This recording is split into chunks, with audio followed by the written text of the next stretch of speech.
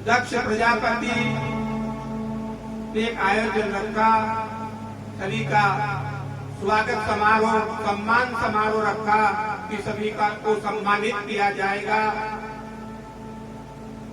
सभा लगी हुई थी जहाँ पर भोलेनाथ, ब्रह्मा और भगवान विष्णु भी विराजमान थे। सभा के अंदर उसी समय दक्ष प्रजापति वहां पर आए तो उनको आता हुआ देख करके जितने भी सभा में बैठे थे ना, सभी दक्ष प्रजापति के आने पर खड़े हो गए। त्रिदेव खड़े नहीं हुए, ब्रह्मा, विष्णु और भगवान शिव बैठे रहे। दक्ष प्रजापति अपने सिंहासन पर बैठने के बाद में इधर उधर देखा कि सब खड़े हैं, केवल तीनों देव बैठे हैं। उन्होंने मन में विचार किया कि ब्रह्मा तो हमारे पितामह हैं, पिताजी हैं, दादाजी, तो पितामह बैठे रहे तो कोई बात नहीं, और विष्णु तो वो तो भगवान हमारे सबके पूज्य हैं, इसलिए वो भी बैठे रहे तो कोई बात नहीं। पर ये जिसको मैंने अपनी छोटी बेटी का विवाह किया, ये शंकर, इसने मेरा सम्मान नहीं किया, और ये सम्मान करने में क्या जाने, क्योंकि अच्छे लोगों की संगति में रहता तो ये सम्मान करना सीख जाता। ये हमेशा भूत प्रेतों के साथ में रहने वाला, शमशान में वास करता है, और ये सम्मान करने में क्या समझे। इतने में वहां पर नंदी इत्यादि ने कहा कि तुम ऐसा मत करो, ये ही पूजनीय तुम्हारे दामाद हैं। ने कहा ये मेरा ऐसा दामाद, अरे ये तो पिता ब्रह्मा के कहने से मैंने मेरी सुकोमल अंगों वाली बेटी का विवाह शमशानवासी के साथ में कर दिया। ये बंदर की आंखों जैसी आंखें इसकी, भभूति लगा रखी, भूत प्रेतों के साथ में रहता है, ऐसे को मैं मेरी कन्या का विवाह में कभी मेरी बेटी को देता क्या, पर तो ब्रह्मा जी के कहने से मैंने मेरी बेटी को दी। मेरी बेटी का भाग्य ही टूट गया जो ऐसे शमशानवासी के साथ में इसका विवाह हुआ। ऐसे अनेक प्रकार से जब कहा तो नंदीगण को आया प्रकोप, तो गुस्से में आ गया। भगवान शिव ने उसको शांत किया। इतने में भृगु जी महाराज को भी आ गया गुस्सा कि तुम भूत प्रेतों की टोली और शमशान में रहने वाले, और तुम हमारे राजा का अपमान कर रहे हो। दक्ष प्रजापति तो हमारा सभी का अधिपति है, हर व्यक्ति को सम्मान करना चाहिए। भृगु की बात को सुन करके और भगवान के शिव गणों को भी आया गुस्सा। वो नंदीगण ने कहा कि जाओ, तुम सभी भ्रष्ट हो जाओगे। इतने में भृगु जी ने भी कहा कि तुम जितने भी हो, तुम सब पाखंडी हो जाओगे, जितने शिव के गण हो। दोनों ने एक दूसरे को श्राप दे दिया। इधर भृगु जी ने शिव गणों को श्राप दिया कि तुम सब शिव गण पाखंडी हो जाओगे, और इधर नंदीगण ने और भगवान के गणों ने भी उनको श्राप दिया कि जाओ, तुम ब्राह्मण कलयुग में तुम सब भ्रष्ट हो जाओगे, भिखारी हो जाओगे, और खान पान से भ्रष्ट हो जाओगे। एक दूसरे को आपस में श्राप देते हैं। भगवान शिव ने विचार किया कि जहाँ पर हमारा सम्मान, मान सम्मान नहीं हो, तो उस सभा को छोड़कर चले जाना चाहिए। भगवान शिव तो चुपचाप बैठे रहे, और फिर अगर सहन नहीं हुआ तो फिर वहां से उस सभा को छोड़ करके चले गए। एक दिन समय आने पर गंगा किनारे दक्ष प्रजापति ने यज्ञ का आयोजन रखा, सभी देवताओं का आह्वान किया, ब्राह्मण देवता भी आए, सभी को यज्ञ में सम्मानित किया और यज्ञ प्रारंभ होता है। अब सबको निमंत्रण दिया पर भगवान शिव को निमंत्रण नहीं दिया, क्योंकि केवल ससुर का सम्मान नहीं हुआ, बस एक छोटी सी लड़ाई के ऊपर उनको यज्ञ में बुलाया नहीं। अब सभी देवता दक्ष प्रजापति के यज्ञ में जा रहे हैं और जो ही हिमालय की ओर से निकलते पार्वती के अपने सती के पास होकर निकलते और सती से पूछते हैं, जो सती तुम्हारे पिता के वहाँ यज्ञ है और तुम अभी तक यही ससुराल में हो, अभी तक नहीं गई। अब सती को भी ये पता नहीं था कि किस कारण से मेरे को निमंत्रण पिताजी ने नहीं दिया। तब ये सारी बात पूछी भोलेनाथ से कि कारण क्या है। तब भोलेनाथ ने कहा, देखो मैं सभा में खड़ा नहीं हुआ और वहाँ पर तुम्हारे पिता ने मेरा अपमान किया है और इसी कारण से मेरे को निमंत्रण नहीं दिया। तब सती ने कहा कि पिता के घर में तो बिना निमंत्रण के भी जाने में कोई परेशानी नहीं।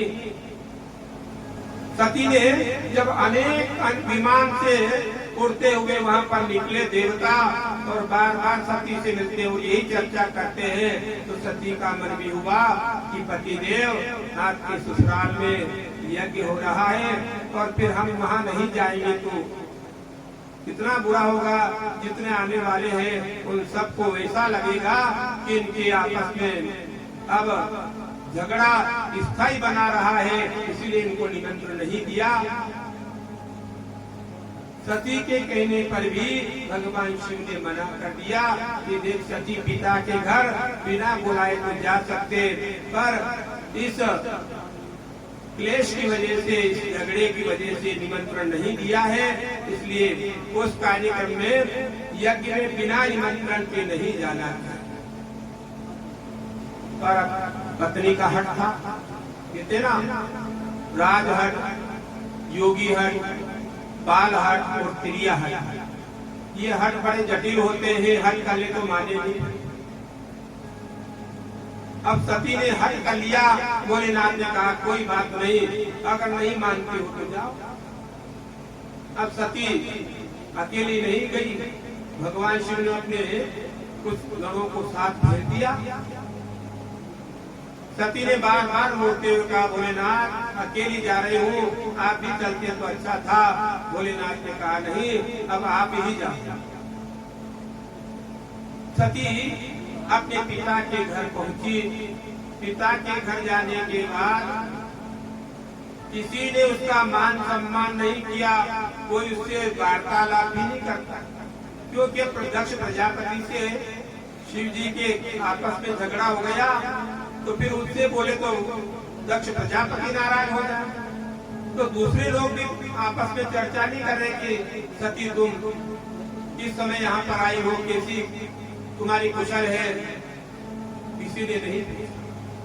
जो ही माता जी के पास पहुंची तो माँ ने जरूर उसको कहा, आओ बेटा, ऐसा कह करके सती को पुकारा और बहन थोड़ी मुस्कुरा करके मिली और फिर वापस चली गई। अब इतना होता है कि सती तत्काल यज्ञशाला में पहुंची और यज्ञशाला में जाकर के देखा कि सभी देवताओं का स्थान लगा हुआ है। जैसे हमारे यहाँ भी स्थापना सब देवताओं की कर रखी है और रुद्र कलश जो है वो भगवान शिव का है, तो वहाँ पर भगवान शिव का स्थान खाली पड़ा हुआ था। वहाँ पर रुद्र कलश की स्थापना नहीं कर रखी थी। सती ने विचार किया कि मेरा सम्मान करे न करे, पर मेरे पति का अपमान मैं कैसे सहन कर सकती, क्योंकि संसार की कोई पत्नी अपना अपमान सहन करे, बाकी पति का अपमान को सहन नहीं कर सकती। सती को आया गुस्सा और अपने पिता को गुस्से में आकर के कहने लगी कि मुझे संसार वाले कहेंगे कि तुम दक्ष प्रजापति की बेटी हो, तुम ऐसे पिता से और मैं ऐसी पिता की संतान होने से तो इस शरीर का त्याग करना ही अच्छा है, क्योंकि उधर में भोलेनाथ के पास में अगर गई तो वो भी कहेंगे क्या वो दक्ष कुमारी तुम्हारा नाम लेकर के मुझे पुकारेंगे, इसलिए तुम्हारा नाम अब मैं सुनना नहीं चाहती, क्योंकि मैं ऐसे की बेटी बन करके जीऊंगा तो संसार में सब लोग मुझे बदनाम करेंगे कि तुम्हें निमंत्रण नहीं दिया, ऐसा तुम्हारा कैसा पिता है। तो इस प्रकार सती आवेश में आकर के और वहाँ योगाग्नि में अपने शरीर को जला कर बोली जगदम्बे माता की जय। इस प्रकार सती अपने शरीर का त्याग करती है और भूत प्रेतों ने वहाँ पर उन जितने भी यज्ञ करता है उनको आपस में झगड़ा करना शुरू किया, मारना पीटना शुरू किया। तो ब्राह्मण देवताओं ने मंत्र की शक्ति से उन सब भूत प्रेतों को मार करके भगा। अब उधर भगवान शिव को पता चला कि सती ने अपना शरीर योगाग्नि में जलाकर त्याग कर दिया है। तब तो भगवान शिव ने अपनी जटाओं को बिखेर करके जमीन पर रख दी और वहां से एक काला उशुंड विराट रूप वीरभद्र प्रकट हो जाता है। बोले शंकर भगवान की जय, वीरभद्र भगवान की जय। इस प्रकार वीरभद्र अपनी जटाओं की उस शक्ति के द्वारा भगवान ने वीरभद्र को प्रकट किया और आदेश दिया कि जाओ दक्ष प्रजापति के यज्ञ को का विध्वंस कर दो। आदेश पाते ही आज्ञा को स्वीकार करते हुए आकाश तक बड़ा लंबा चौड़ा शरीर ऐसे उसके साथ में अनेक शिवगण सबको साथ में लेकर के और दक्ष प्रजापति की यज्ञशाला की ओर चल देता है। उसके चलने से पृथ्वी पर इतनी धूल उड़ी कि दिन में ऐसा लगता है जैसे कोई मेघ चढ़ करके आया हो, दिन में अंधेरा हो जाए, ये स्थिति बनी। इधर उधर सब विचार करने लगे, न कोई आंधी है, न कोई तूफान है, न कोई इसका सीजन है कि कहीं भाई वर्षा ऋतु हो, जून का महीना हो तो आंधी तूफान आए बारिश के साथ, पर ऐसा कोई मौसम भी नहीं था। बिना मौसम की आंधी हो, आंधी भी नहीं है, धूल कैसे उड़ रही है, दिन में अंधेरा कैसे हो गया। बस इतना विचार कर रहे थे इतने में तो भगवान शिव के गण और वीरभद्र ने पूरी यज्ञशाला को चौपट कर दिया। यज्ञशाला की बलियां उखाड़ करके और अनेक उन यज्ञकर्ताओं को मारा पीटा। सभी देवताओं के किसी का हाथ टूट गया, किसी का पेट टूट गया और भृगु की दाढ़ी को उखाड़ दिया और यज्ञ कुंड में फेंक दिया। उषा के दांत गिरा दिए और भग की आंखें फोड़ दी। इस प्रकार से सब जितने देवता थे ना आहुति ग्रहण करने, किसी का हाथ, किसी का पैर, किसी के दांत, किसी की आंख, किसी की दाढ़ी उखाड़ दी। सब अंग भंग होकर के अपने अपने शरीर को बचा करके भाग।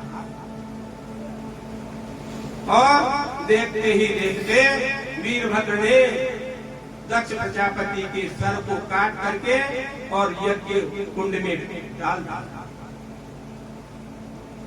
सब जितने शिवगण और वीरभद्र थे वो वीरभद्र और शिवगण सब भगवान शिव के पास चले गए। यज्ञ विध्वंस हो गया। थोड़े समय के बाद उन्होंने विचार किया कि अब बिना राजा के अब ये यज्ञ पूरा कैसे हो, यजमान ही समाप्त हो गए और यज्ञ अधूरा है, इसलिए उसको पूरा तो कैसे भी करना होता है। सभी ने मिलकर विचार किया और भगवान शिव से प्रार्थना करते हैं कि प्रभु ये हुआ तो हुआ, पर दक्ष प्रजापति के इस यज्ञ को पूरा करो। अब सब मिलकर के भगवान शिव की प्रार्थना करते हैं। आइए भोलेनाथ की प्रार्थना हम सब करते हैं। कैलाश के निवासी नमो बार बार हूँ, नमो बार बार हूँ आयो शरण तिहारी भोले तार तार वासी नमो बार बार हूँ नमो बार बार हूँ आयो शरण तिहारी भोले तार तार तू आयो शरण तिहारी भोले तार तार तू आयो शरण तिहारी भोले तार तार तू हे राश के निवासी नमो बार बार हूँ नमो बार बार हूँ आयो शरण तिहारी भोले तार तार तू कैलाश के निवासी नमो बार बार हूँ नमो बार बार हूँ आयो शरण तिहारी भोले तार तार तू आयो शरण तिहारी भोले तार तार तू आयो शरण तिहारी भोले तार तार तू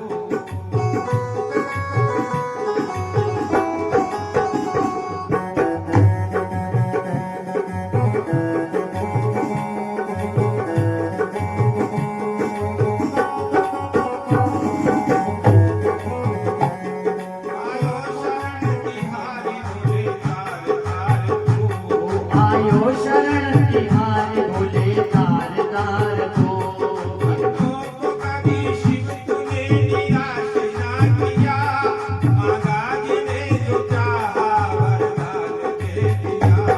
भक्तों को कभी शिव तूने निराश ना किया मांगा जिन्हें जो चाहा वरदान दे दिया भक्तों को कभी शिव तूने निराश ना किया आगाज ने जो चाहा वरदान दे दिया भक्तों को कभी शिव तूने निराश ना किया मांगा जिन्हें जो चाहा वरदान दे दिया भक्तों को कभी शिव तूने निराश ना किया आगाज ने जो चाहा वरदान दे दिया बड़ा है तेरा दायरा बड़ा तार तू बड़ा तार तू आयो आयो शरण तिहारी भोले तार तार तू आयो शरण तिहारी भोले तार तार तू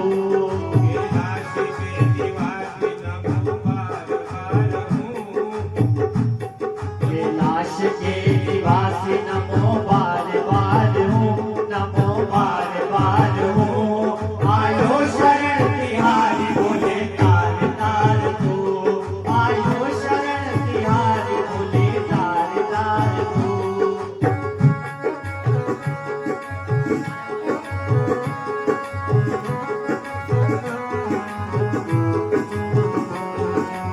भूत में खजाना कुबेर का हे गंगाधार मुक्तिदार ओंकार तू ओए गंगाधार मुक्ति द्वार ओंकार तू तुझे ओंकार तू आयो शरण तिहारी भोले तार तार तू आयो शरण तिहारी भोले तार तार तू कैलाश के निवासी नमो बार बार हूँ नमो बार बार हूँ आयो शरण तिहारी भोले तार तार तू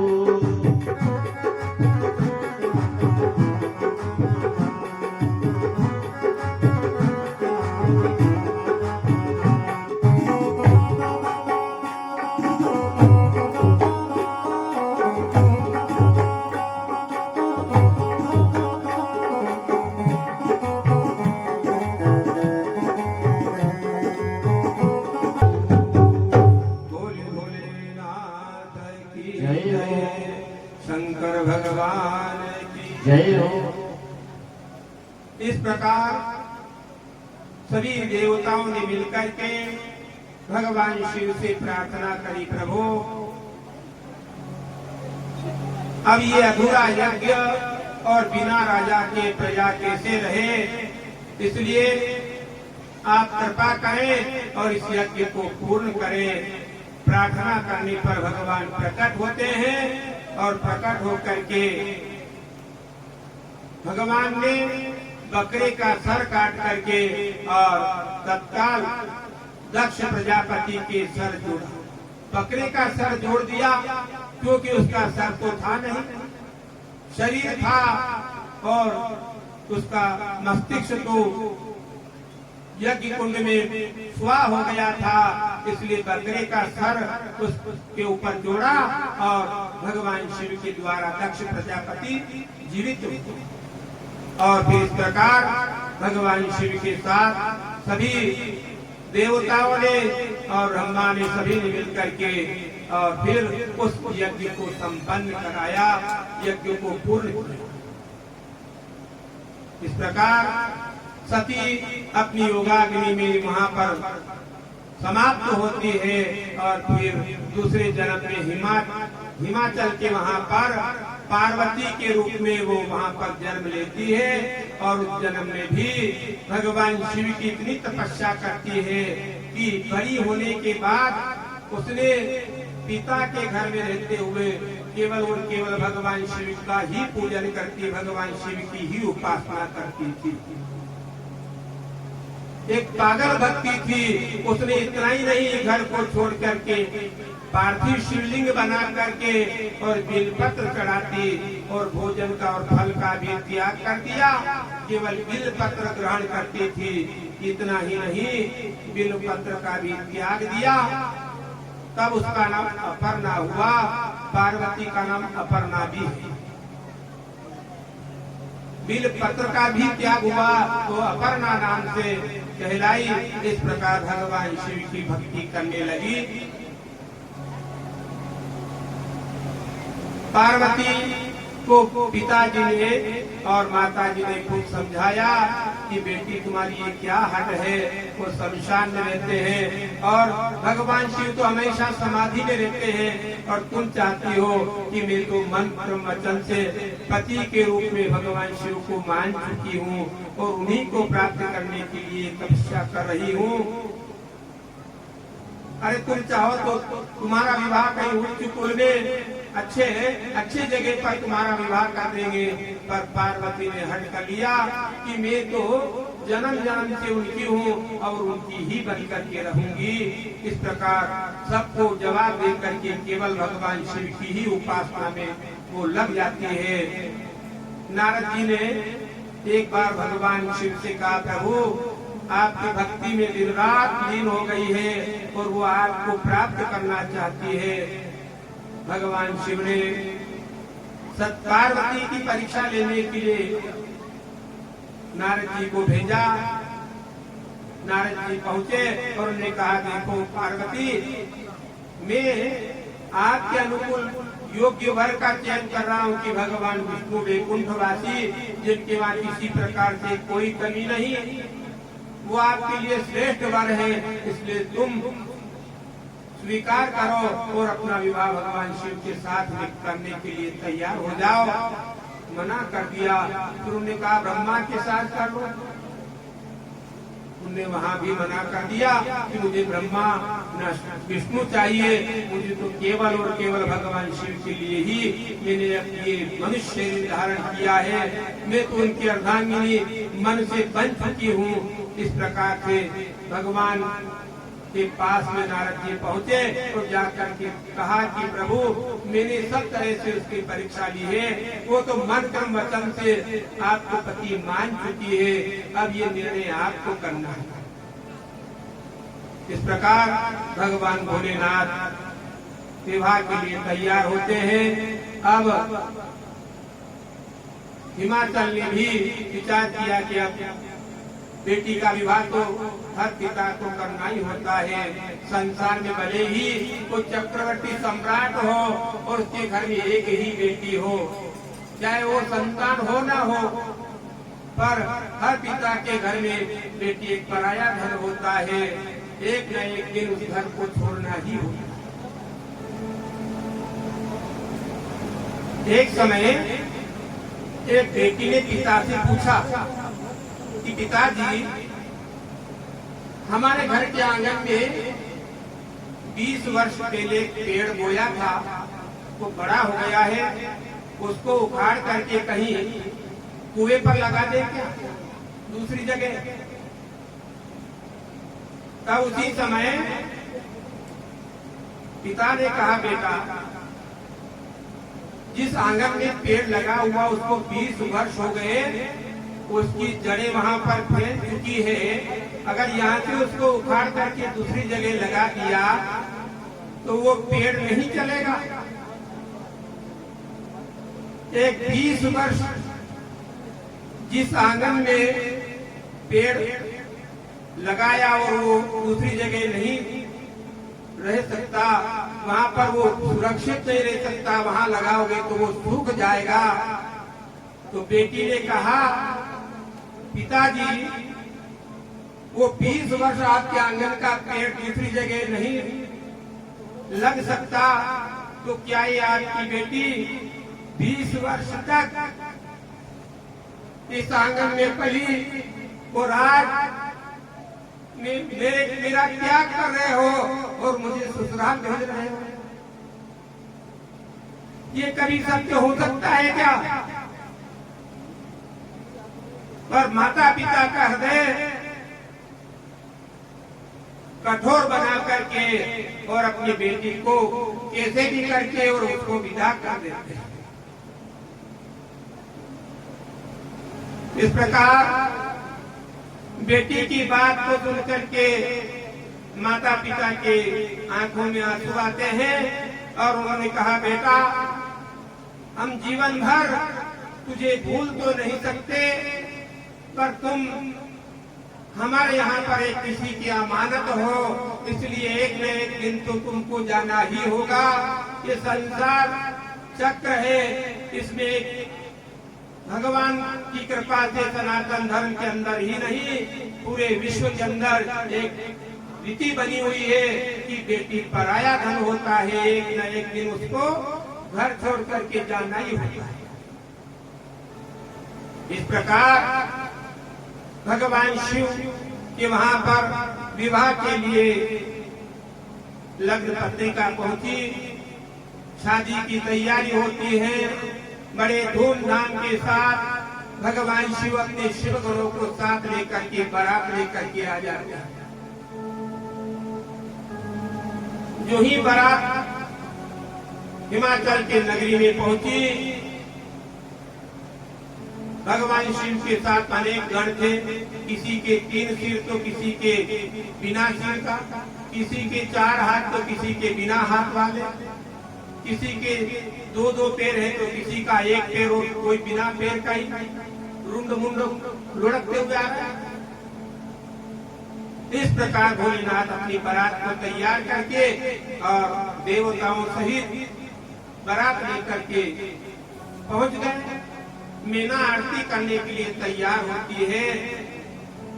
दूल्हे की आरती करी जाती है ना, सासू आरती होती है, तो आरती करने के लिए जो ही थाली सजा करके मीना पहुंची और जाते ही उसने देखा कि वेल के ऊपर बैठा हुआ है, कानों में कुंडल बिच्छू के हैं, गले में सांप लटके हुए हैं और बबूती लगा करके और नंदीगढ़ पर बैठे हुए दूल्हे राजा आ गए। अरे दूल्हे राजा को देखा तो देखा, और उनके साथ में उनके मित्रों को देखा तो देखते ही उस विराट विकराल स्वरूप को देख करके और ऐसी बारात को देख करके मीना के हाथ से थाली छूट गई और दैया मैया करती हुई भाग जाती है। उसने विचार किया कि ये कोई बारात है, शमशान से जितने थे वो सब उठ करके आ गए, ये कोई बाराती है और ये कोई दूल्हा है। बसमी लपेट करके आया है, गले में नाग लपेटे हुए हैं। इस प्रकार